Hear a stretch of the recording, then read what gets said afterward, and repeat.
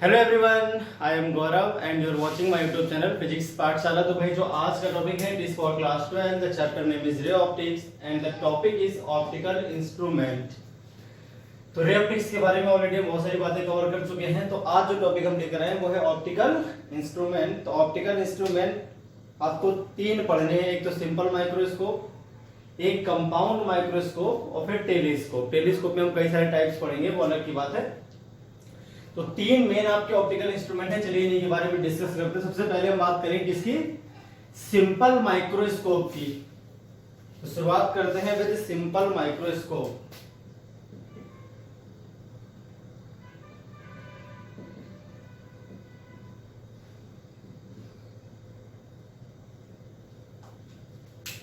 Simple microscope क्या है? जो स्मॉल साइज की ऑब्जेक्ट्स होती हैं उनको, उनकी जो इमेज है वो वर्चुअल और लार्ज इमेज बनाकर हमें देता है, जिससे हमें वो जो ऑब्जेक्ट्स हैं बड़ी साइज की दिखती हैं। ठीक है। तो सिंपल माइक्रोस्कोप का यूज है स्मॉल ऑब्जेक्ट्स की बड़ी और वर्चुअल इमेज और सीधी इमेज बनाने के लिए सिंपल माइक्रोस्कोप का यूज किया जाता है। तो कई चीजों में इसका यूज करते हैं। फॉरेंसिक लैब में इसका यूज करते हैं। सोनार जो होता है वो अपनी दुकानों पे यूज करता है। ठीक है, सोने वगैरह पे कुछ लिखा हो उसको पढ़ने के लिए। बहुत छोटे अक्षरों में लिखाई होती है, लेटर्स बहुत छोटे हो तो उनको पढ़ने के लिए भी आप सिंपल माइक्रोस्कोप का यूज कर सकते हो। वर्नियर कैलिपर्स पे रीडिंग जो होती है उनको देखने के लिए भी हम क्या करते हैं? सिंपल माइक्रोस्कोप का यूज कर लेते हैं। ठीक है। तो it is an optical device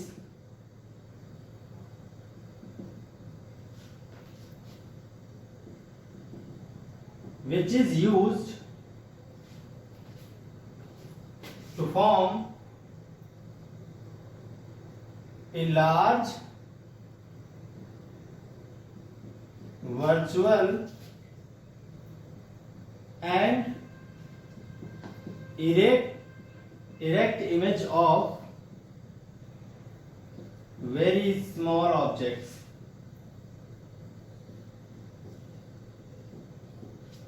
ठीक है भाई, तो ये तो हो गई डिवाइस के बारे में जानकारी। अब इसकी कंस्ट्रक्शन में क्या क्या होता है जरा वो भी समझ लेते हैं। तो एक मेटल फ्रेम होती है और उसमें शॉर्ट फोकल लेंथ का आपके पास एक कॉन्वेक्स लेंस होता है, बस और कुछ नहीं होता। तो एक शॉर्ट फोकल लेंथ का कॉन्वेक्स लेंस होता है जिसको हम मेटल की फ्रेम में लगा देते हैं। ठीक है, कुछ इस तरह की शेप रहती है इसकी, इस तरह से बस।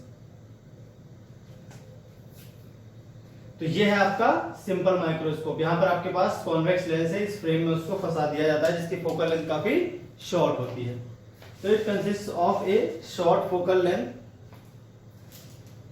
Convex lens. So it consist of a convex lens of short focal length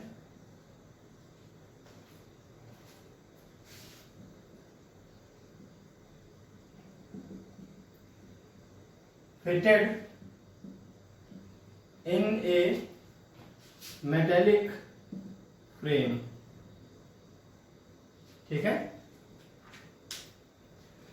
तो ये हो गई इसकी सिंपल कंस्ट्रक्शन। अब हम बात कर लेते हैं प्रिंसिपल की, किस तरह से, किस प्रिंसिपल पर ये बेस्ड है। जब भी हम किसी ऑब्जेक्ट को कॉन्वेक्स लेंस के फोकस और ऑप्टिकल सेंटर के बीच में रखते हैं तो हम जानते हैं जो कॉन्वेक्स लेंस है उसकी इमेज बना देता है वर्चुअल, बड़ी और इरेक्ट। लार्ज, वर्चुअल और इरेक्ट इमेज बनती है किसी भी कॉन्वेक्स लेंस के द्वारा किसी भी ऑब्जेक्ट की जो उसके फोकस और ऑप्टिकल सेंटर के बीच में रखी हो। ये इसका प्रिंसिपल हो जाएगा। इसका फिगर भी हम बना लेंगे तुरंत।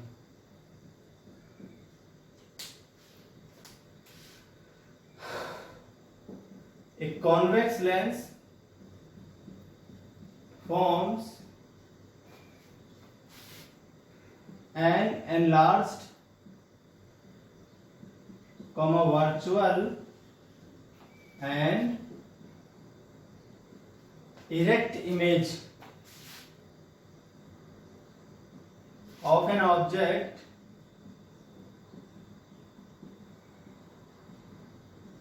placed between its focus and optical centre.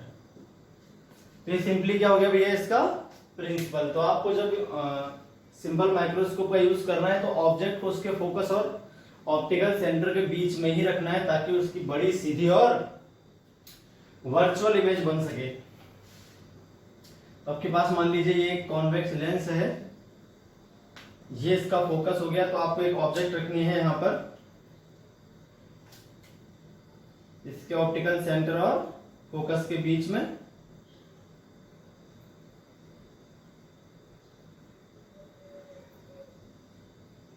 एक लाइट की रे ऐसी आएगी और एक इसके ऑप्टिकल सेंटर से पास होगी, तो हम जानते हैं वो सीधी निकल जाती है, उसमें तो कोई चेंज आता है नहीं। और दूसरी जो लाइट की रे है वो कुछ इस तरह से पास होती है। अब ये दोनों इधर तो मिलती है नहीं, यहाँ पर इनके बीच का जो गैप है वो बढ़ रहा है। अगर इनको पीछे की तरफ मिलाया जाए तो ये मिल जाती हैं आकर। आपने नोट तो कर लिया होगा। इसी को हम बोलते हैं इसकी इमेज, क्योंकि वर्चुअल है, क्योंकि आगे बढ़ाने पर तो ये मिल नहीं रही, तो रियल इमेज तो इसकी बनेगी नहीं। अब इसकी बनती है वर्चुअल इमेज। कैसी इमेज बनती है भाई? वर्चुअल।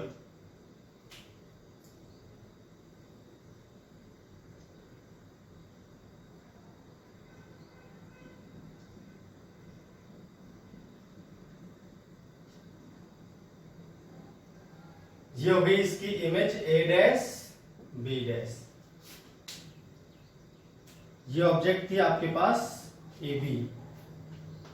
तो इस तरह से इसका प्रिंसिपल होता है। ठीक है भाई।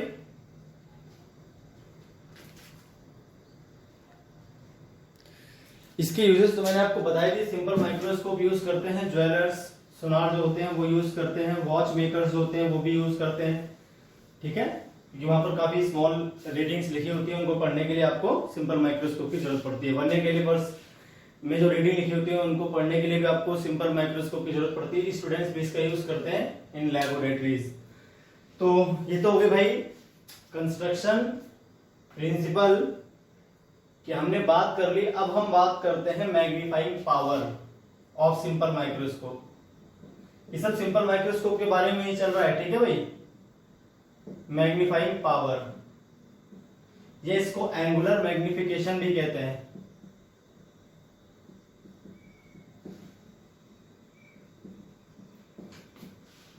ऑफ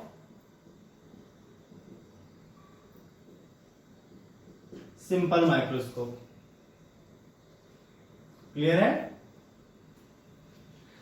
इसमें भी आपके पास दो केस होंगे। देखिए, एक तो जो आई होती है उसके देखने की रेंज क्या होती है आपको पता होना चाहिए। तो मैं बता दूं, नॉर्मल आई जो होती है उसकी एक विजन रेंज होती है, कहां तक वो देख सकती है। ठीक है, कहां से लेकर कहां तक आंख को साफ साफ दिखता है क्लियरली। तो एक होता है नियर पॉइंट और एक होता है फार पॉइंट। तो नॉर्मल आई के लिए इंफ्रारेड पर होता है, और जो नियर पॉइंट होता है वो कैपिटल डी जो 25 सेंटीमीटर होता है for a normal I.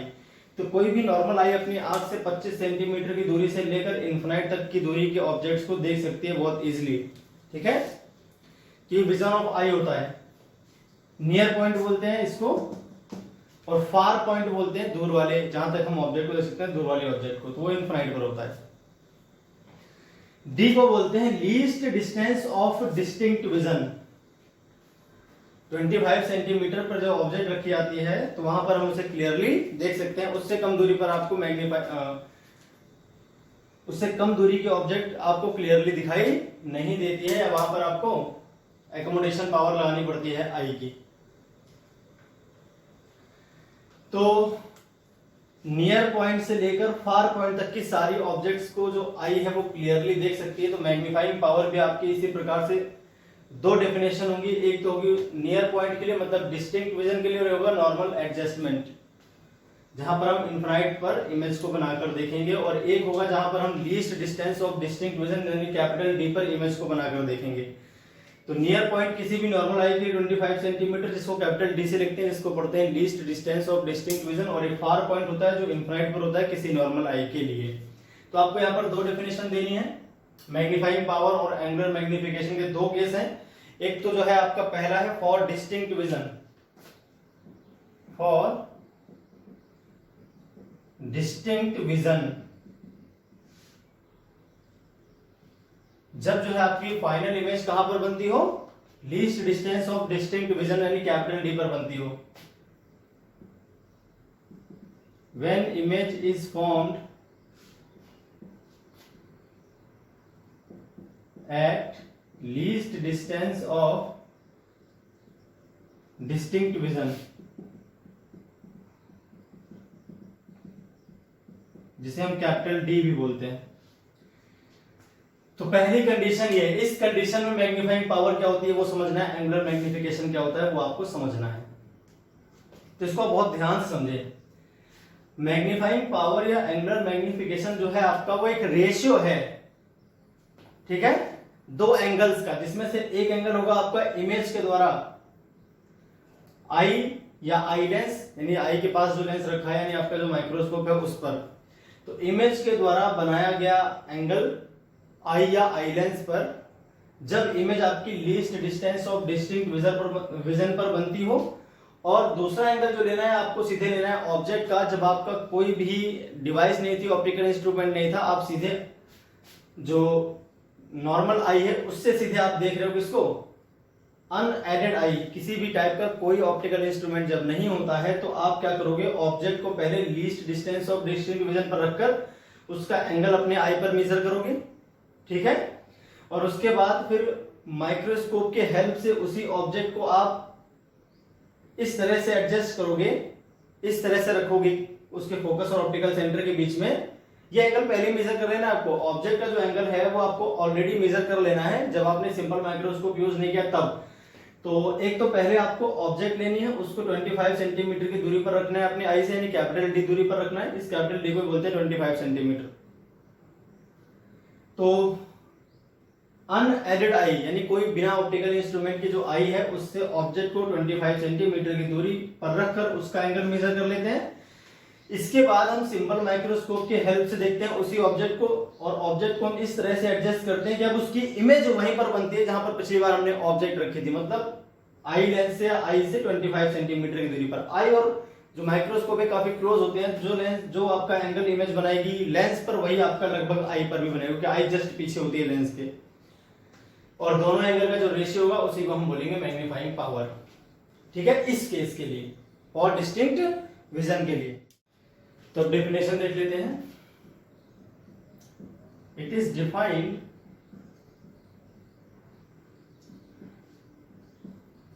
as the ratio of angle subtended by image from that least distance of distinct vision common at eye, यानी वो इमेज जो आपकी least distance of distinct vision पर बन रही है उसके द्वारा आई पर बनाया गया angle to the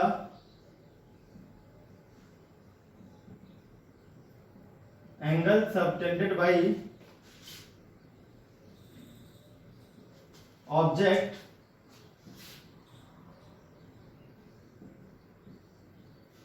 when placed at least distance of distinct vision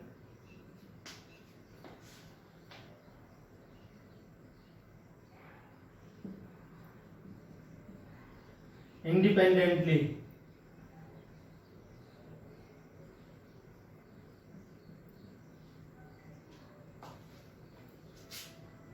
at unaided eye. It is defined as the ratio of angles subtended by image formed at least distance of distinct vision at eye to the angle subtended by object when placed at least distance of distinct vision independently। मतलब अलग से जब आपकी image बन रही तब नहीं थी ऑब्जेक्ट यहाँ पे रखी, ऑब्जेक्ट को तो अलग से रख के हमने एंगल मेजर किया, दो अलग अलग फिनोमेना दोनों को मर्ज कर देंगे हम। एट अनएडेड आई मतलब जब हम किसी भी डिवाइस का यूज नहीं कर रहे थे। अब जो इसका फिगर है वो एक बार आप ध्यान से देखें और समझें तो आपको डेफिनेशन समझ में आ जाएगी मैं क्या कहना चाह रहा था। तो चलिए देखते हैं इसमें क्या किया गया था।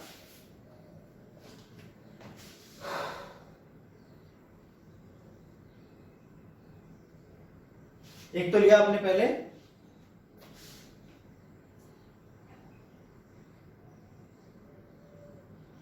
कॉन्वेक्स लेंस यानी सिंपल माइक्रोस्कोप आपने ले लिया और बिल्कुल उसी के प्लेस पे एक पहले आई थी यहां पर। समझना आप ध्यान से एक बात को, दोनों अलग अलग बातें हैं, ठीक है, इस तरह से और इस तरह से। तो आपने क्या करना है,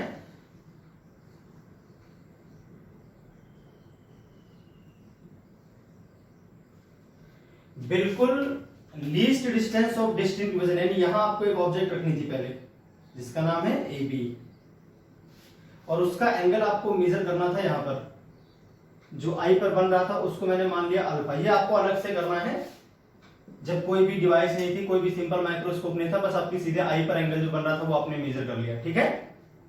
अब इसके जस्ट पीछे यहां पर आई है आपके पास, इसके जस्ट पीछे क्या आपकी आई है, तो अब जो आई पर एंगल बनेगा वही यहां पर बनेगा, वो अलग से नहीं है।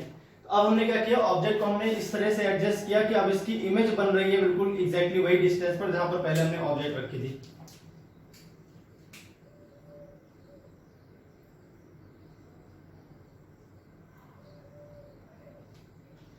कितनी दूरी पर, कैपिटल डी डिस्टेंस पर।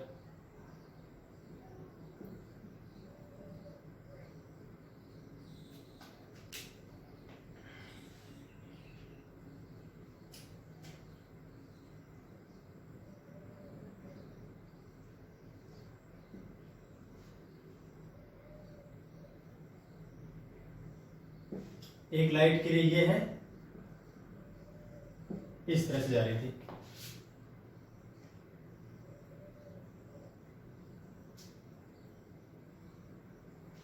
इन दोनों के जो बीच की डिस्टेंस है इधर इंक्रीज कर रही थी, इनको मैंने पीछे मिलाया तो इधर बन गई आपकी इमेज। ये है आपका ए डैश और ये है आपका बी डैश। अब जो इमेज बन रही है least distance of distinct vision पर, इसका जो आई लेंस पर एंगल है वो बीटा है, लगभग वही आई पे भी रहेगा कि आई यहां पर जस्ट पीछे होगी लेंस के। और जब सिंपल माइक्रोस्कोप नहीं था तब हमने ऑब्जेक्ट को रखा least distance of distinct vision, उसका एंगल अलग से नाप लिया। अब दोनों फिगर को अगर हम मर्ज कर दें, इन दोनों फिगर को आपस में क्या कर दें, मर्ज कर दें, इसको उठा के इसी में मर्ज करें तो हमें किस तरह से दिखेगा। तो आपको यहां पर लेनी है ऑब्जेक्ट बिल्कुल इसके बराबर, क्योंकि ऑब्जेक्ट तो आपकी यही है ए बी। आपको एक साथ दोनों एंगल मेजर नहीं करने, दोनों जो एंगल आपने मेजर किए हैं वो इंडिपेंडेंटली मेजर किए हैं। ऑब्जेक्ट का अलग से मेजर करना है, इमेज का अलग से मेजर करना है। दोनों फिगर को आपस में मर्ज कर देंगे तो एक नया फिगर आपका बनेगा। इन दोनों फिगर को अगर मर्ज कर दें तो यहां पर एक नया फिगर आपको दिखेगा जो कि कुछ इस प्रकार से होगा।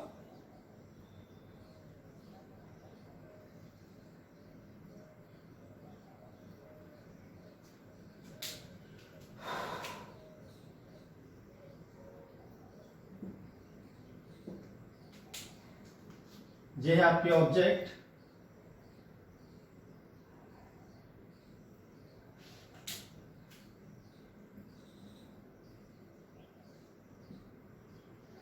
इसको पीछे बढ़ाया मैंने, ठीक है, आगे थोड़ी पहले से बना देता हूं मैं इमेज ताकि लाइन टेढ़ी मेढ़ी ना हो।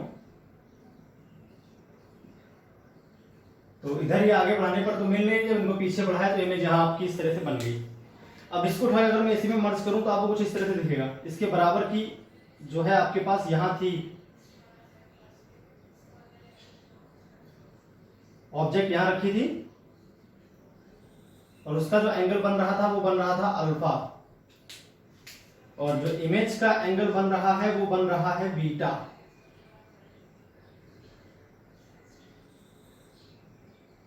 ये ऑप्टिकल सेंटर हो गया आपके पास, ठीक है भाई। तो इस तरह से आपके दोनों जो इस फिगर और इस फिगर को मर्ज करने के बाद अकेला ये फिगर आप बना सकते हो, कोई दिक्कत वाली बात नहीं, पर ये दोनों एंगल्स अलग अलग आपके मेजर किए जाते हैं। ये बात आपको ध्यान रखनी है, एक साथ मेजर नहीं किए गए, ठीक है। तो कई बार बच्चे कंफ्यूज जाते हैं, सर ऑब्जेक्ट तो यहाँ रखी है, आप बोल रहे हो कि object least distance of distinct vision पर है। ऑब्जेक्ट जब इमेज आपकी यहाँ बन रही तब ऑब्जेक्ट कहीं और थी, जब ऑब्जेक्ट को हमने रखा था लीस्ट डिस्टिंक्ट विजन पर तब इमेज नहीं थी, और सिर्फ ऑब्जेक्ट का एंगल मेजर किया था अलग से हमने। अब इन दोनों फिगर को मर्ज करने पर ये फिगर बनता है आपके पास। यहाँ पर ऑब्जेक्ट आपकी पहले रखी हुई थी जब उसका एंगल मेजर करना था, अभी ऑब्जेक्ट आपकी यहाँ पे रखी हुई है जो नया फिगर है उसमें। चलिए भाई, तो अब देखते हैं इसमें किस तरह से करना है हमको डेरिवेशन, इसका कैसे निकालेंगे मैग्नीफाइंग पावर।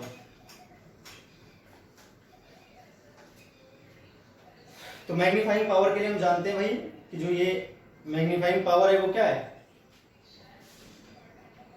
एंगल का रेशियो है। तो मैग्नीफाइंग पावर को हम कैपिटल एम से लिखते हैं।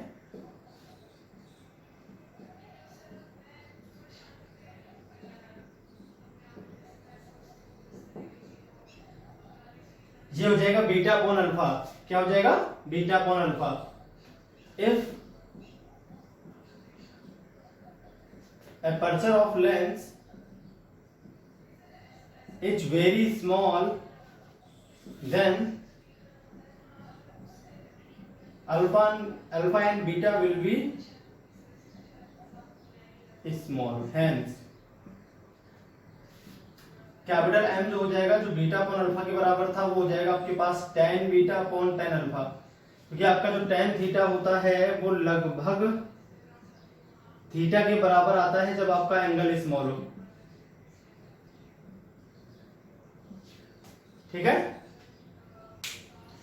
अब आप ध्यान से देखो tan बीटा किसके बराबर दिखेगा आपको। tan बीटा जो है आपका वो दिखेगा आपको a dash b dash upon में o a dash. tan alpha अगर आप देखते हो तो वो आपको दिखेगा, इसका नाम रख लेते हैं कुछ तो भी, है ना। तो a डैश m अपॉन में o a डैश, ठीक है।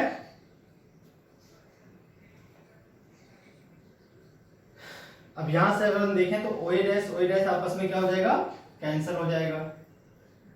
a डैश b डैश और अपॉन में आ जाएगा आपके पास a डैश m, है ना, कैपिटल M। अब देखिए क्या हो जाएगा, तो कैपिटल M यहां से हम जानते हैं a डैश b डैश और अपॉन में जो a डैश m है वो आपका a b के बराबर ही तो है यार। a डैश m जो था पहले वही तो थी ऑब्जेक्ट, ये ऑब्जेक्ट इसी पहले यहाँ पे जो रखी थी, तो ऑब्जेक्ट अगर वही है तो a b और a डैश m बराबर होने चाहिए। यदि ऑब्जेक्ट हमने यहाँ पे मर्जी तो की थी तो ऑब्जेक्ट साइज तो वही रहेगा ना, वो थोड़ी ना बदलेगा, उसको आगे पीछे तो क्या गया बस। a डैश m आपका किसके बराबर हो जाएगा, a b के बराबर, और इसको हम बोलते हैं linear magnification. Size upon size of image upon में size of object. Linear magnification क्या होता है, साइज ऑफ इमेज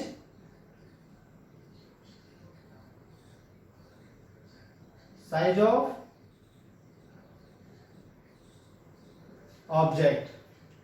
तो मैग्नीफाइंग पावर जो होती है फॉर सिंपल माइक्रोस्कोप और वो भी डिस्टिंक्ट विजन के लिए, उसकी लीनियर मैग्निफिकेशन के बराबर हो जाती है। किसके बराबर हो जाती है भाई, लीनियर मैग्निफिकेशन के बराबर।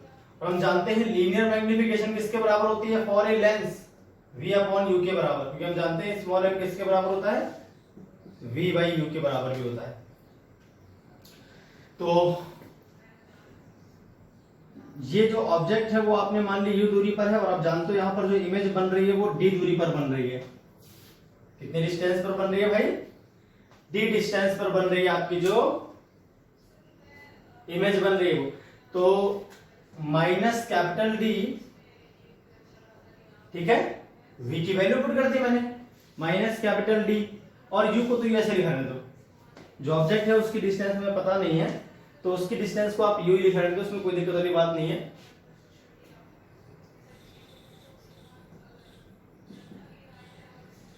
इक्वेशन नंबर फर्स्ट कर रहे थे, क्योंकि इमेज की जो डिस्टेंस है वो हमें कंफर्म पता है कि वो डी पर ही बननी है। ऑब्जेक्ट तो आपको ऑप्टिकल सेंटर और फोकस के बीच कहीं पे भी रख सकते हो, तो उसको हम बाद में डिस्कस करेंगे।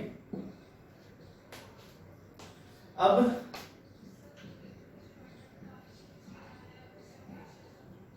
लेंस इक्वेशन कहती है 1 upon F is equal to होता है 1 upon V minus 1 upon you.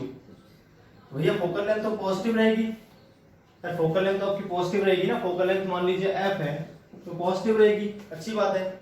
v की जगह हमने माइनस डी पुट कर दिया क्योंकि इमेज इस तरफ बन रही है माइनस डी दूरी पर, u का हमें पता नहीं तो उसको हमने वैसे छोड़ दिया एज इट इज, u को आप वैसे छोड़ दें। अब देखें हमें माइनस डी अपॉन यू निकालना है ना, तो इसमें आप क्या करोगे, पहले हम कॉमन ले लेते हैं 1 अपॉन डी। हमने क्या किया 1 अपॉन डी कॉमन ले लिया, 1 अपॉन डी जब हमने यहां से कॉमन ले लिया तो हमें क्या दिखेगा, -1 माइनस डी अपॉन यू आ जाएगा, यहां से देखो -1 माइनस डी अपॉन यू आ जाएगा।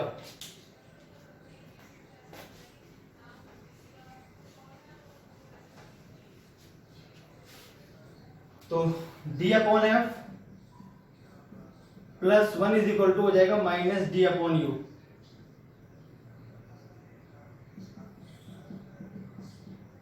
अगर फर्स्ट में पुट कर दिया जाए तो कैपिटल M क्या आ जाएगा, 1 प्लस डी अपॉन में एफ। ये है आपके पास मैग्नीफाइंग पावर का formula for a simple microscope. वो भी किस कंडीशन में, जब आपकी जो फाइनल इमेज है वो कहां बन रही है, least distance of distinct vision पर बन रही है, तब के लिए मैंने ये निकाल दी मैग्नीफाइंग पावर। अब इसका नंबर बी केस है जहां पर आपको जो इमेज है फाइनल इमेज वो इनफिनाइट पर बनानी है, जिसको हम बोलते हैं नॉर्मल विजन। ठीक है, वो नॉर्मल विजन के लिए जब आपकी जो इमेज है वो इनफिनाइट पर बनती है तब मैग्नीफाइंग पावर की क्या डेफिनेशन आएगी, क्या फॉर्मूला निकल कर आएगा, वो भी हम देखेंगे। डेफिनेशन में आपकी चेंज होगी। चलिए बात कर लेते हैं number second for normal vision. तो भाई अभी हमने कर लिया था magnifying power of simple microscope, किसके लिए, डिस्टिंक्ट विजन के लिए। तो अब हम नंबर सेकेंड की बात करते हैं for normal vision. Normal vision का मतलब होता है जब इमेज आपकी बनेगी इनफिनाइट पर। कहां बनेगी भाई, इनफिनाइट पर। तो इसका फिगर किस तरह से बनेगा जरा आप ध्यान से देखो। जो यहां पर इमेज बनेगी, बाकी डेफिनेशन वही रहेगी भाई। सबसे पहले क्या करना है आपको, सबसे पहले आपको करना है आई पर सीधे जो ऑब्जेक्ट बना रही है, ये मान लीजिए आपकी आई थी अनएडेड आई, और इस पर जो बनाती है आपकी ऑब्जेक्ट, जब वो डी दूरी पर होती तो वो एंगल जो ये बना रही है वो हमने मान लिया अल्फा। भाई क्या मान लिया, alpha. Angle made by object, object का नाम है ए बी। तो पहले डी दूरी पर रखकर ऑब्जेक्ट हमने एंगल मेजर कर लिया। अच्छा, ऑब्जेक्ट आपको दोनों बार डी दूरी पर ही रखनी है, least distance of distinct vision पर ही रखनी है, least distance of distinct vision पर। और इसके बाद दोबारा आप ऑब्जेक्ट इस तरह से रखो कि इमेज इनफिनाइट पर बने। तो हम जानते हैं कब होता है, जब आप फोकस पर रख दो। तो फोकस जो पॉइंट है वहीं पर आपने ऑब्जेक्ट को रख दिया ए बी को। भाई जो ऑब्जेक्ट है उसे किस पॉइंट पर रख दिया आपने, फोकस पॉइंट पर। तो अगर हम ऑब्जेक्ट को फोकस पॉइंट पर रखते हैं तो हम जानते हैं जो इमेज बनती है वो कहां बनती है भाई, इनफिनाइट पर बनती है।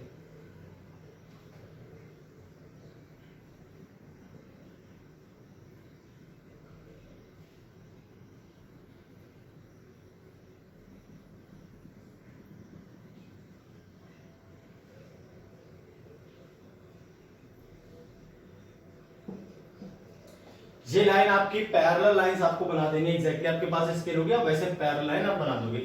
इनफिनाइट पर जाकर इसकी इमेज बनेगी। ऑब्जेक्ट आपको रखनी है कहां पर, फोकस पर। तो भाई जो इमेज है इनफिनाइट पर बन रही है तो उसका जो एंगल यहां पर आ रहा है वो क्या आ रहा है, बीटा। तो इस एंगल का नाम हम रख लिया बीटा है। इसको रख लेते हैं ओ पॉइंट को। अब इन दोनों फिगर, इस फिगर को उठाकर यहां पर मर्ज कर दें, इस फिगर को यानी आई को रिप्लेस कर दें बाई लेंस, और इस ऑब्जेक्ट को यहां पर रखकर देखते हैं स्टार्टिंग में। तो जब ये डी दूरी पर थी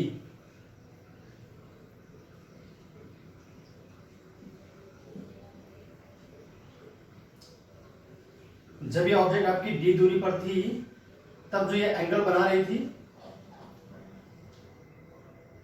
वो था आपका अल्फा। क्या था भाई, अल्फा। और जो इमेज बन रही है आपकी, अभी बन रही है आपकी जो इमेज है वो इनफिनाइट पर बन रही है। तो डेफिनेशन आपकी वही रहेगी ऑलमोस्ट। इसको मैंने मर्ज कर दिया, इस फिगर को उठा के इसमें मर्ज कर दिया गया। ध्यान रखना ये फिगर आपको अलग से नहीं मिलता है बना हुआ, वो तो मैं आपको बना के समझा रहा हूं कि अल्फा पहले मेजर कर चुके थे और बीटा हम बाद में मेजर करते हैं। तो अब डेफिनेशन देखिए, बिल्कुल वैसे ही है। It is defined as the ratio, figure आप बना लो, उसके बाद मैं डेफिनेशन की बात कर लेता हूं, ठीक है। इसको मिटा देते हैं, इसकी जरूरत तो है नहीं इस फिगर की, क्योंकि उसी फिगर से काम करना ऊपर वाले से अपने को। It is defined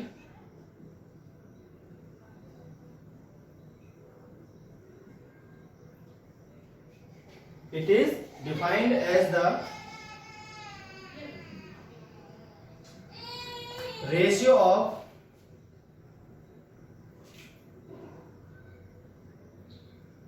angle subtended by image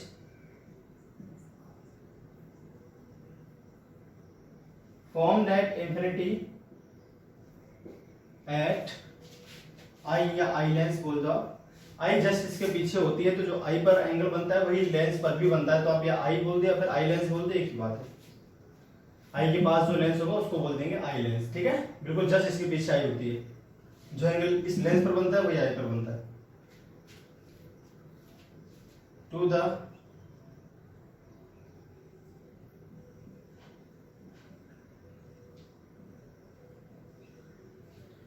angle subtended by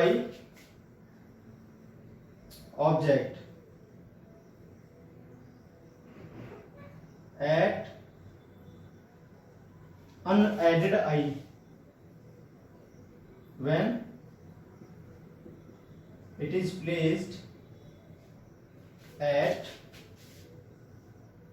least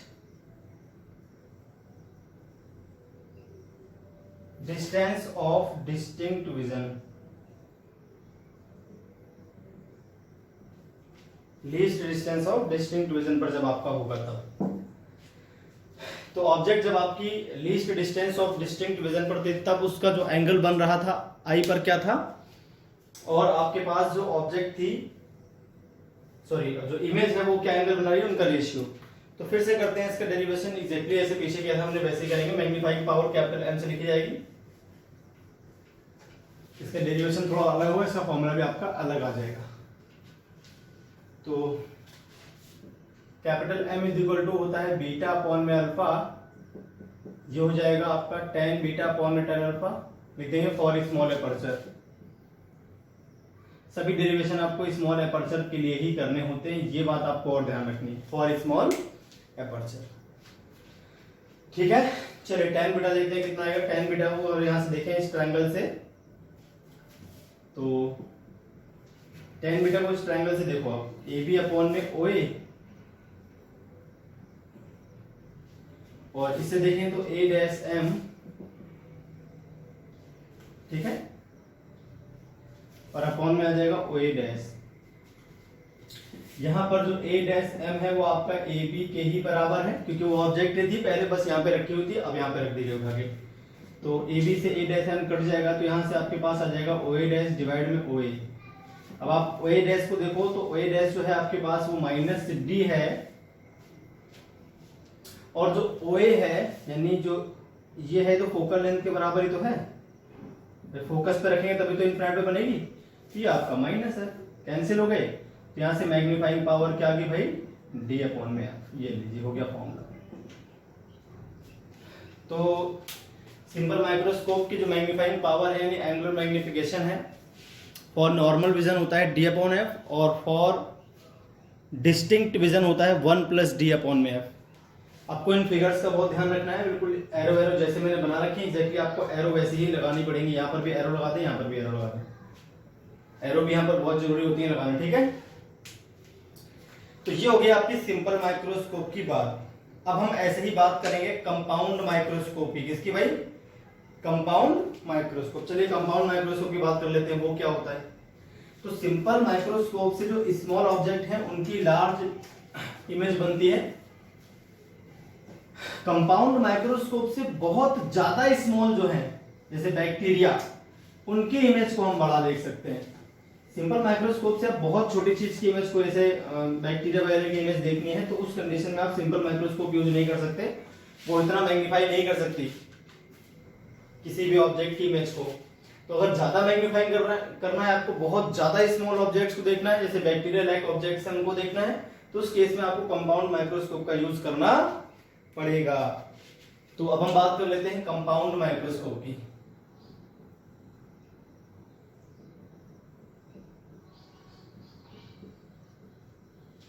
compound microscope क्या है? It is an optical device used to see a large image of very small objects like bacteria। ठीक है भाई, कंस्ट्रक्शन की बात कर लेते हैं। इसकी कंस्ट्रक्शन में क्या होता है, जैसे पिछली बार हमारे पास एक लेंस था जिसकी फोकल लेंथ क्या थी, शॉर्ट थी। यहां पर आपके पास दो लेंस होंगे,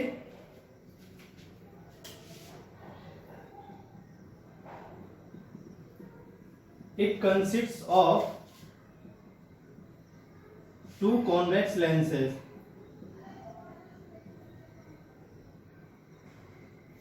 इसमें आपके पास दो कॉन्वेक्स लेंसेज होंगे, both of short focal length.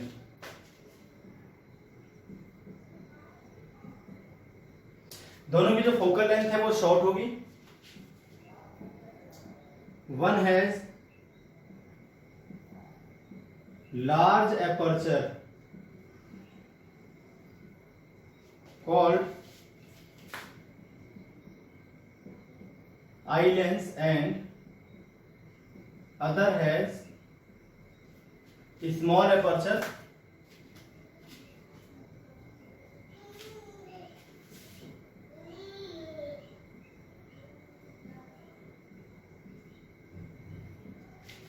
called objective lens। Objective lens का एपर्चर आपका स्मॉल होता है, ऑब्जेक्ट की तरफ ये होता है, और जिसके पास आई होती है उसको बोलते हैं आई लेंस, और उसका जो एपर्चर है वो लार्ज होता है कंपैरेटिव टू ऑब्जेक्टिव लेंस। लेकिन फोकल लेंथ आपके दोनों की ही क्या होती है, यहाँ पर शॉर्ट होती है। ये बात आपको ध्यान रखना है, फोकल लेंथ दोनों की ही क्या होती है, शॉर्ट होती है। तो ये दो लेंस से मिलकर बनता है, ज्यादा डिटेल में हम नहीं जाते हैं। ठीक है, कंस्ट्रक्शन में इतनी सी बात है, बस दो कॉन्वेक्स लेंसेज हैं, दोनों की फोकल लेंथ शॉर्ट होती है। एक का एपर्चर लार्ज होता है जिसको आई लेंस बोलेंगे, दूसरे का स्मॉल जिसको हम ऑब्जेक्टिव लेंस बोल देते हैं। आई लेंस आपका आई के पास होता है, जबकि ऑब्जेक्टिव लेंस को हम ऑब्जेक्ट के पास रखते हैं। क्लियर हो गई बात? चलिए तो अब इसके प्रिंसिपल की बात कर लेते हैं। प्रिंसिपल में क्या करना है आपको, देखो इसमें हमें किस तरह से रखनी है ऑब्जेक्ट, कैसे कैसे इमेज बनानी है। तो आपके पास क्या होगा, मैं पहले बना के दिखाता हूं, उसके बाद वही चीज आपको लिख लेनी है एग्जैक्टली। तो प्रिंसिपल की बात कर लेते हैं अभी।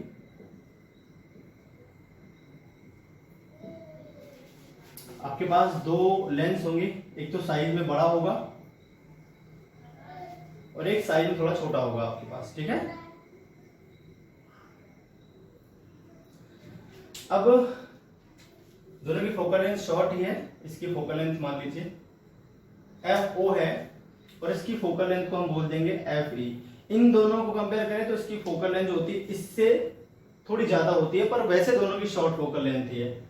इसकी अगर फोकल लेंथ की बात की जाए तो इसकी focal length as compare to objective length थोड़ी ज्यादा होती है, इसकी और कम होती है। ठीक है,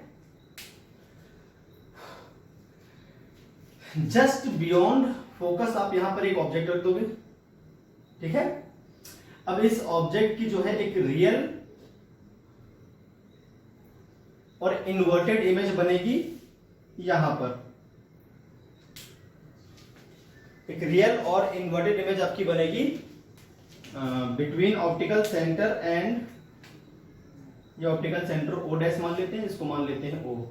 तो आपके पास दो लाइट की रेज थी, एक गई पैरेलल, ऑब्जेक्ट का नाम है AB, एक गई पैरेलल और एक ऑप्टिकल सेंटर से गुजरी तो सीधे निकल गई। यहां पर आपकी एक इमेज बनेगी between optical centre and focus of I lens. तो इसके ऑप्टिकल सेंटर इसके फोकस के बीच में यहाँ पर आकर इमेज बनेगी किसकी, ऑब्जेक्टिव लेंस के द्वारा ऑब्जेक्ट की जो इमेज है वो। तो इसको मैं पहले से मैंने बना लिया वहां पर, क्योंकि लाइन सीधी बनती नहीं है फिर, इस तरह से। क्लियर है भाई? जब फिर दोनों यहां पर मिल गई, ये इसकी फोकल लेंथ होगी, एफओ बोल देंगे इसको। भाई पैरेलल लाइन यहां से गुजरेगी वो एफओ ही तो होगा। दोनों लाइट की रेज जहां मिलेंगी वो इमेज बन जाएगी फॉर ऑब्जेक्टिव लेंस। और ये जो इमेज है it acts as an object for eye lens. तो आई लेंस के लिए तो एक ऑब्जेक्ट की तरह व्यवहार करेगी यहां पर। अच्छा ये है कैसी, रियल और इन्वर्टेड, किसके द्वारा बनाई गई है, ऑब्जेक्टिव लेंस के द्वारा। अब ये ऑब्जेक्ट की तरह बिहेव करती है फॉर आई लेंस, और आई लेंस इस ऑब्जेक्ट की दोबारा से एक बहुत बड़ी इमेज बना देगा। अब चूंकि इसके ऑप्टिकल सेंटर और फोकस के बीच में आ जाती है ये वाली इमेज, आपको इस तरह सेटिंग करनी है कि ये जो इमेज बनेगी ऑब्जेक्टिव लेंस की वो आई लेंस के फोकस और उसके ऑप्टिकल सेंटर के बीच में आ जाए। तो आपके पास जो फाइनल इमेज बनेगी बहुत बड़ी हो जाएगी।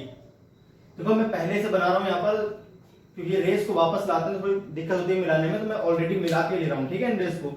अब ये रेस जाकर यहाँ पर टकराती है इस जगह पर, ठीक है, तो वापस कन्वर्ट होकर मिलती है यहाँ पर आकर। तो अब चूंकि ये ऑब्जेक्ट हो गई, इसके लिए तो बहुत सारी रेस निकलेंगे, मैंने केवल 2 रेस लिए हैं। इन रेस को आप आगे की तरफ बढ़ा सकते हो यहाँ पर चाहो तो मैं और भी रेस ले सकता हूँ। यहाँ से मैंने एक रेस ले ली पैरेलल और एक इसके ऑप्टिकल सेंटर से जाती हुई इस तरह से। क्लियर है बात?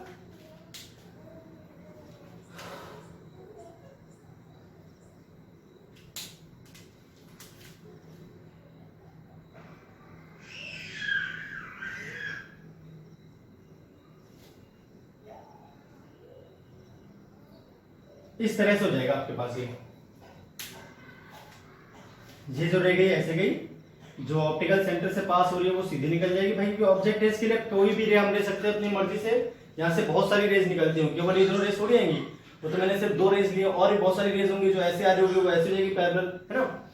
इन रेस को चाहो तो इनको भी आप आगे बढ़ा के दिखा सकते हो। इनको जब आप आपस में मिलाओगे तो इसी पॉइंट पर आकर ही मिलेंगी। तो जहां 2 रेस मिलती है बाकी सारी रेस आपकी वहीं पर आकर मिलती हैं।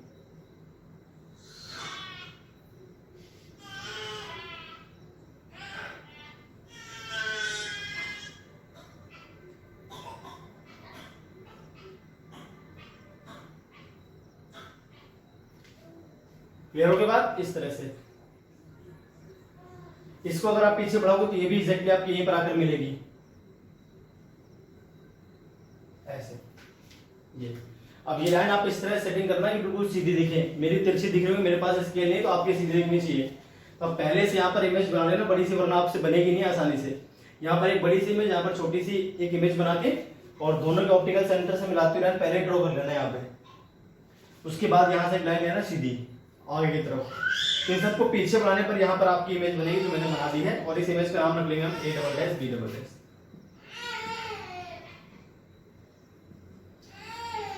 तो ये इसका प्रिंसिपल है। अब जो मैंने बनाया है एग्जैक्टली वही आप लिख दोगे। क्या लिख दोगे? When an object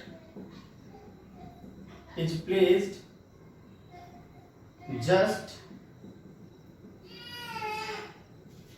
beyond focus point of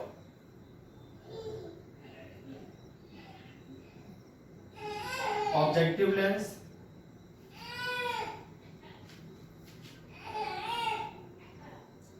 a large, real and inverted image is formed by objective lens. This image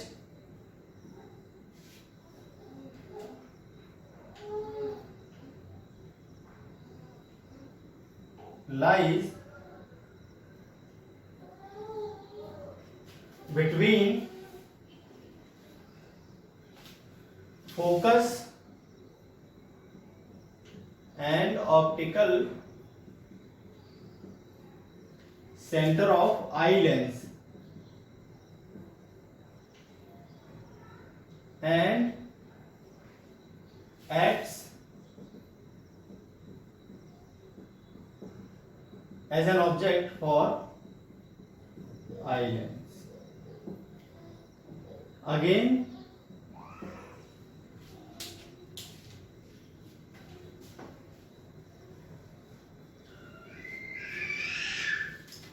an image is formed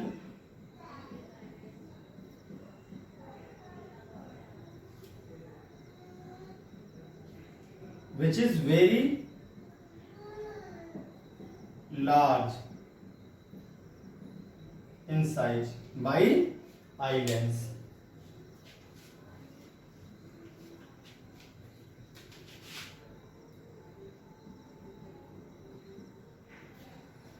तो ये आपका प्रिंसिपल जो मैंने आपको अभी बता दिया। क्लियर है बात? तो भैया प्रिंसिपल हो गया आपके पास, आप चाहो तो इमेज बना सकते हो, ऐसे मैंने बना दी। अगली बार मैं दोनों रेज नहीं लूंगा, यहाँ पर जो मैंने अभी ले रखी है इन रेज को मैं आगे केवल दो ही रेज लूंगा, एक तो ये वाली और एक ये वाली। ये अपने काम के हैं जिनसे हम डेरिवेशन करेंगे।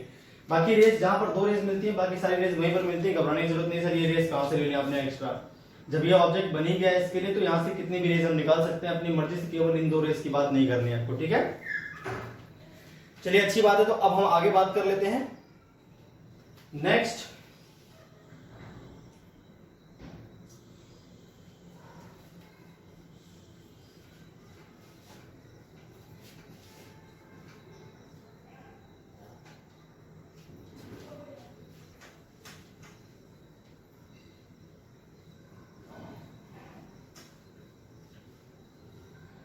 तो अब हम बात करेंगे मैग्नीफाइंग पावर की। किसकी भाई? Magnifying power.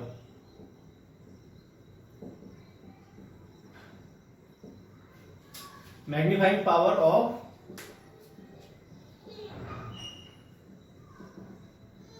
Compound microscope. वही number A condition,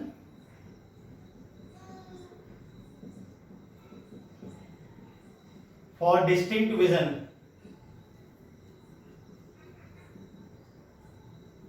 when image is formed at D। D का मतलब वही least distance of distinct vision. मैं इस इमेज को मिटा नहीं रहा हूं क्योंकि इमेज अपने काम की है, तो पहले आप डेफिनेशन समझ लो। ये तो हम फाइनल इमेज जो आई पर एंगल यानी आई लेंस पर एंगल बनाएगी उसके लिए बना दिया मैंने। इससे पहले हम आई सिर्फ आई को लेकर, अब ये दूरी बस डी लिख दो इसी में, जो फाइनल इमेज है उसकी आई लेंस से दूरी डी हो जाएगी। यहां पर कितनी हो जाएगी भैया? डी। जो फाइनल इमेज आपकी बन रही है उसकी आई लेंस से दूरी आप डी लिख दो, तो जो कंडीशन है वही फुलफिल हो जाएगी जो हमें चाहिए। तो फाइनल इमेज आपकी आई लेंस से डी दूरी पर बनना शुरू हो जाएगी। ठीक है, तो इसकी डेफिनेशन देखो। It is defined as the ratio of angle subtended by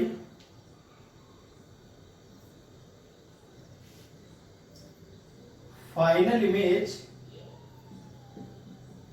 two eye lens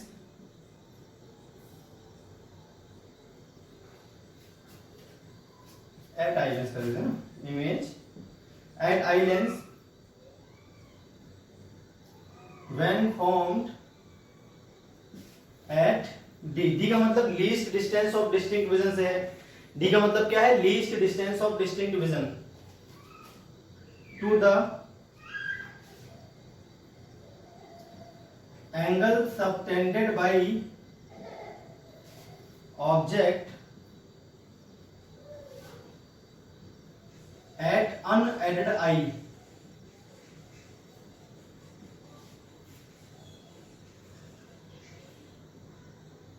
when placed at distance d।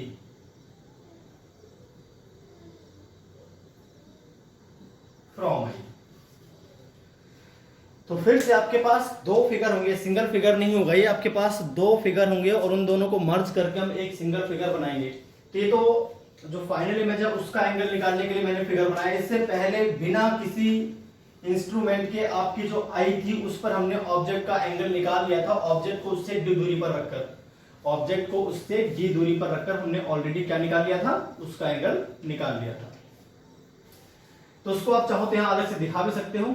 यहां मान लो आपके पास I होती इस तरह से, और जो दूरी है d, ज्यादा ऊपर हो जाएगा, एक मिनट देखते हैं यहां पर, यानी I को आप अलग से ले लो, समझना बात को। I को आपने अलग से ले लिया, ये आपकी मान लीजिए I है, और इससे d दूरी पर रखा हमने ऑब्जेक्ट को, और उसका एंगल हमने सीधे मेजर कर लिया, हम पीछे मेजर करते आए थे। इस फिगर को यानी I को I लेंस की जगह पर फिट कर दो आप भाई, जो I है उसको I लेंस की जगह पर फिट कर दो, तो अल्फा अलग से निकलेगा, तो बीटा तो यहाँ पे निकल आएगा, ये तो हो गया आपके पास बीटा, है ना। अब इस ऑब्जेक्ट को I से d दूरी पर रखकर उसका एंगल आपको पहले ही मेजर कर लेना था बिना माइक्रोस्कोप से की हेल्प से। तो आपकी पहले सिर्फ I थी, उस पे आपने एंगल मेजर किया था पहले। इस फिगर को उठा के इसमें मर्ज करने वाला हूं मैं। जब यहाँ पर मर्ज करूंगा तो किस तरह से बन जाएगा, तो आपके पास इस ऑब्जेक्ट के साइज की यहां पर आपको लेनी है एग्जैक्टली भाई, d दूरी यही तो है,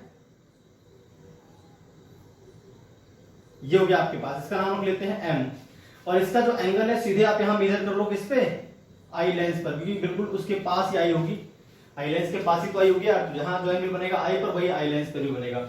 इस फिगर उठा के यहाँ पे मर्ज कर दिया मैंने, ये दो फिगर हैं, ये सिंगल फिगर नहीं, आपके पास दो फिगर हैं, ये दोबारा बनाना आप प्रिंसिपल के बाद दोबारा इसको बना लो मैग्नीफाइंग पावर के लिए। इसमें ये जो एक्स्ट्रा है ये एक्स्ट्रा ऐड करते हैं उठा के इसमें यहाँ पे लाकर, जो ऑब्जेक्ट वाला एंगल है उसको हम पहले ही मेजर कर लेते हैं, उसको उठा के यहाँ पे मर्ज कर देते हैं इस फिगर को, तो डबल फिगर है। अब इसके बाद इसका डेरिवेशन शुरू करते हैं।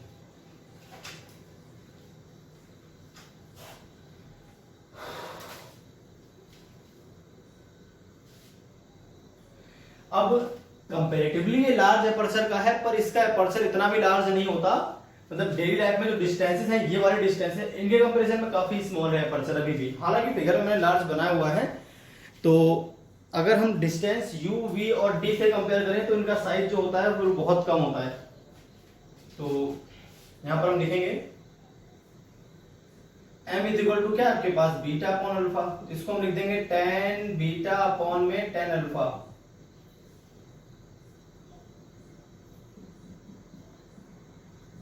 एपर्चर ऑफ बोथ लेंसेज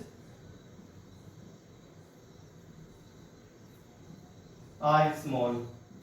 अभी कई बच्चे कंफ्यूज, सर आपने बोला अभी इसका एपर्चर लार्ज होगा, अरे एपर्चर लार्ज इसके कंपैरिजन में होगा, u और v के कंपैरिजन में तो दोनों ही लेंस जो है आपके वो शॉर्ट एपर्चर के कहलाएंगे, ठीक है। डेली लाइफ में अगर हम और डिस्टेंसेस से कंपेयर करें इनको तो जो ऑब्जेक्ट की डिस्टेंस होती है, इमेज की डिस्टेंस होती है, उनके कंपैरिजन में काफी कम होती है इनकी जो एपर्चर है। तो उस कंडीशन में हम बीटा और इसको स्मॉल मान लेते हैं।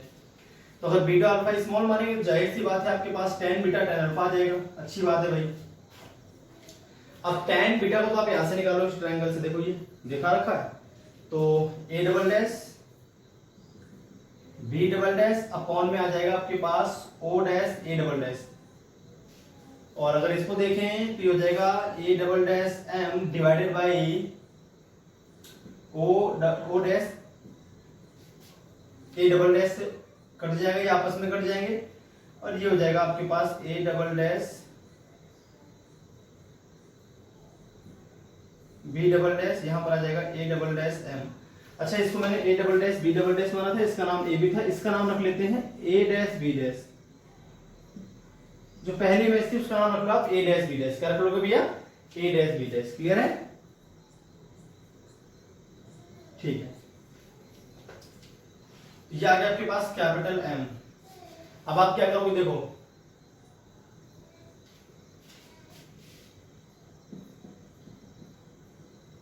a double dash b double dash upon a dash b dash multiply a dash b dash upon में a b आ जाएगा, क्योंकि am जो है आपका a डबल डैश m जो है वो ऑब्जेक्ट ही था, तो वो a b के बराबर होगा, जाहिर सी बात है यार, पहले ऑब्जेक्ट थी ना, मर्जी तो क्या था मैंने फिगर, तो a डबल डैश m किसके बराबर आ जाएगा आपका a b के बराबर आ जाएगा, अच्छी बात है भाई। यहां से अगर हम देखें तो ये आपका हो जाएगा linear magnification for objective lens.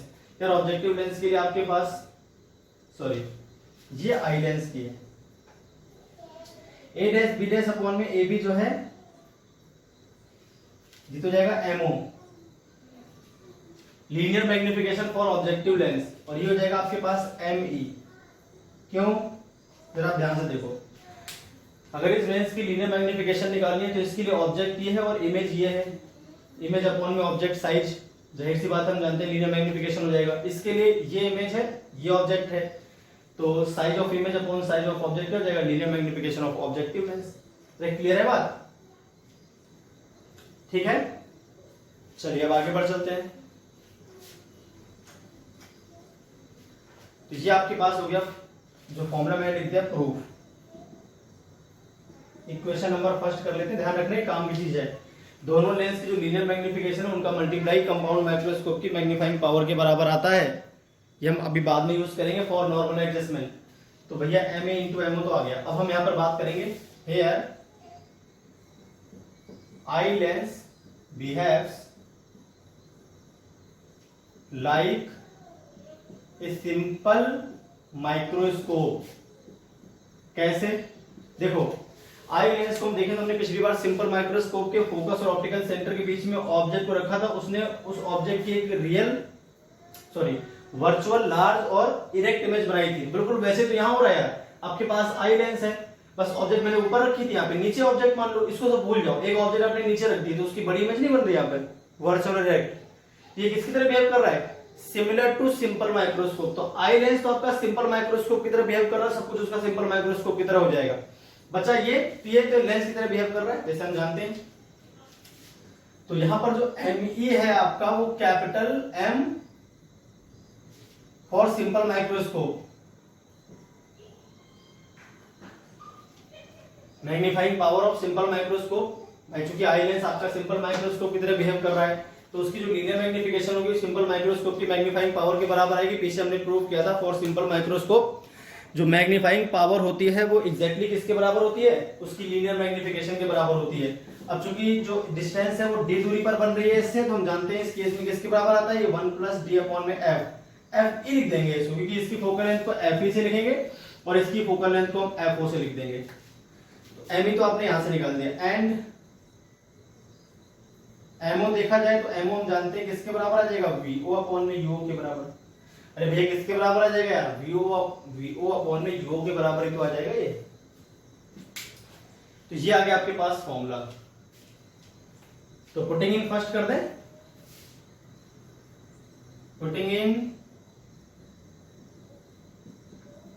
First, तो कैपिटल M जो आ जाएगा आपके पास VO अपॉन में UO 1 + d अपॉन में FE, ये आ गया आपके पास फॉर्मूला। जो मेन फॉर्मूला है वो ये है आपके पास एग्जैक्टली। यहां पर आप साइन कन्वेंशन ध्यान से पुट करोगे, VO आपका प्लस में आता है, ये बात ध्यान रखनी है आपको, ठीक है। चलिए तो इसमें एक स्पेशल केस भी देख लेते हैं, लगे हाथ। तो मेन फॉर्मूला आ गया ना, अब इसमें लिखते हैं special case.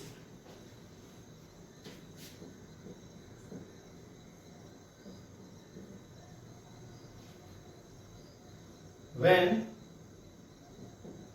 object is placed just beyond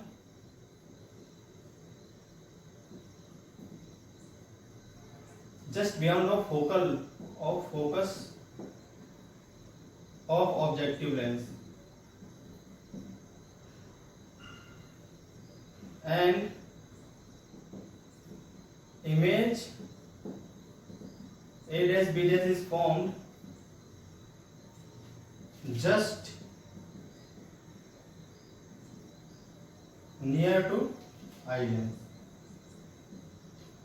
तो उस केस में क्या आएगा, मान लीजिए दोनों लेंस के बीच की जो डिस्टेंस है वो L है। अरे क्या है भाई, दोनों लेंस के बीच की डिस्टेंस L, तो मैं कह रहा हूं जो A'(B' है वो इसके बहुत क्लोज बन रही है और जो AB है वो इसके फोकस के बहुत क्लोज रखी गई है।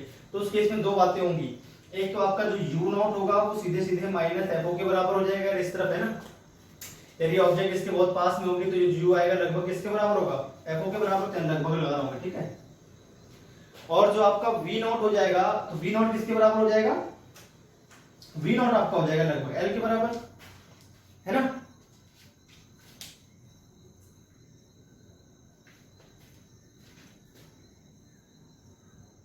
भाई V0 किसके बराबर हो जाएगा लगभग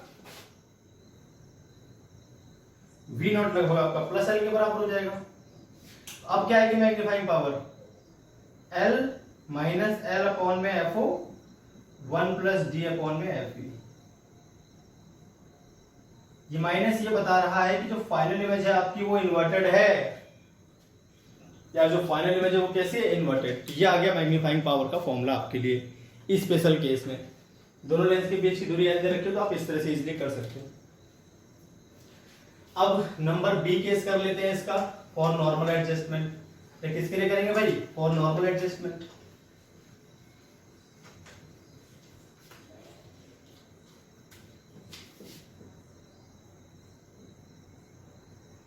नंबर बी केस है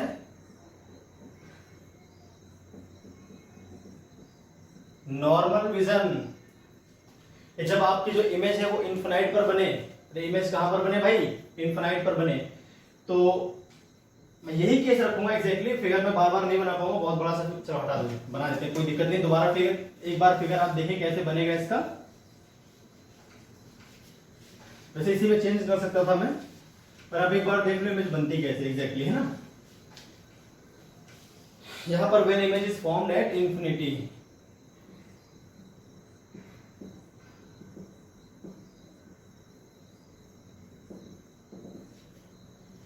इसके लिए आप क्या करोगे, तुरंत पहले तो इमेज बना दो।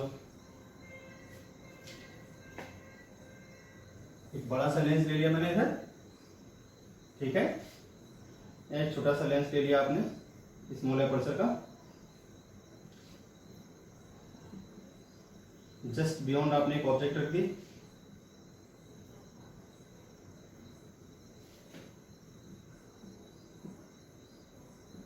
इसका नाम रख लिया A B.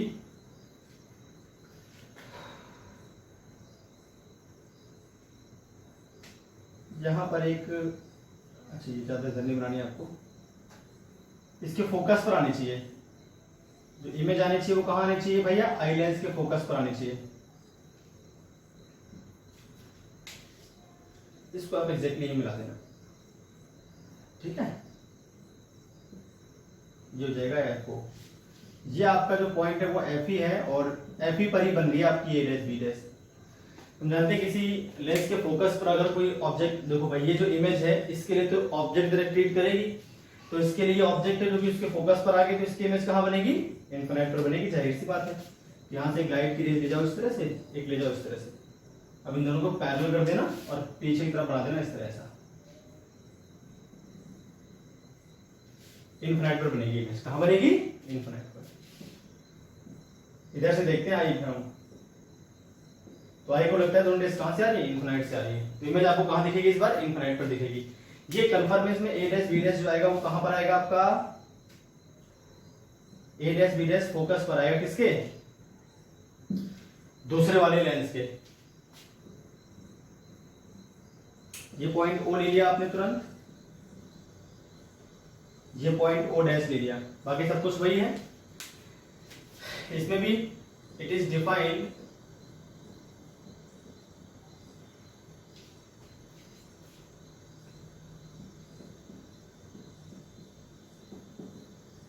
as the ratio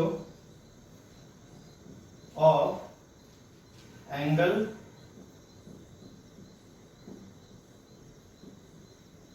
subtended by final image at eye lens when formed at infinity to the angle subtended by object at unaided eye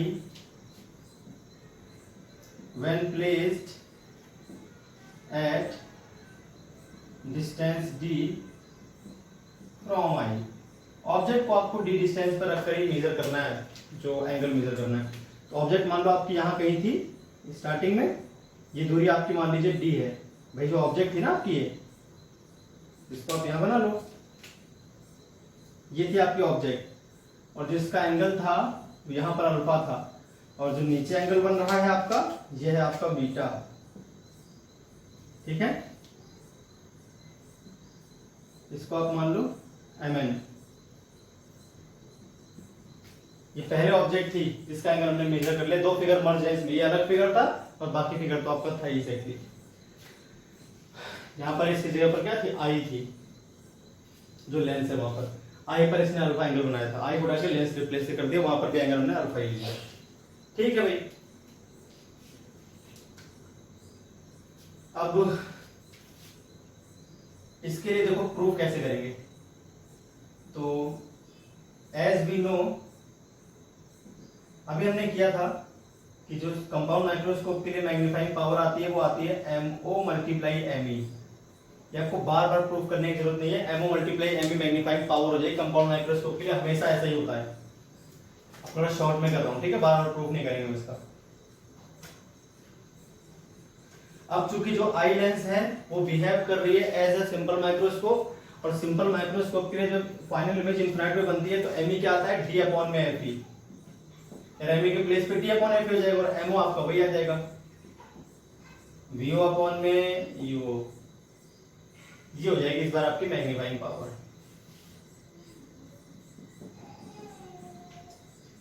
ये क्या हो जाएगी आपकी magnifying power. Now special case देखें भाई, if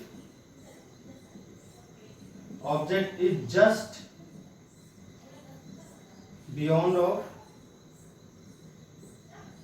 focus of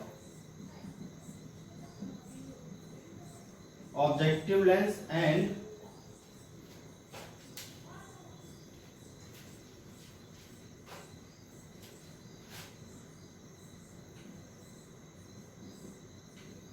focal length of eye lens is very short।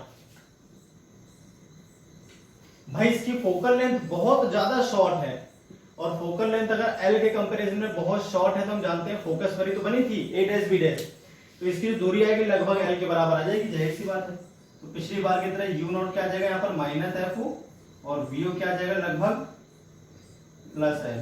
तो आपके पास जो मैग्नीफाइंग पावर का फॉर्मूला बन जाएगा फाइनली वो क्या बन जाएगा, -L अपॉन में F0 D अपॉन में FE। ये लो, ठीक है। तो भाई ये था आपका सिंपल माइक्रोस्कोप और कंपाउंड माइक्रोस्कोप पर आज का वीडियो लेक्चर काफी लंबा हो चुका है, तो टेलीस्कोप को मैं नेक्स्ट वीडियो लेक्चर में कवर करूंगा।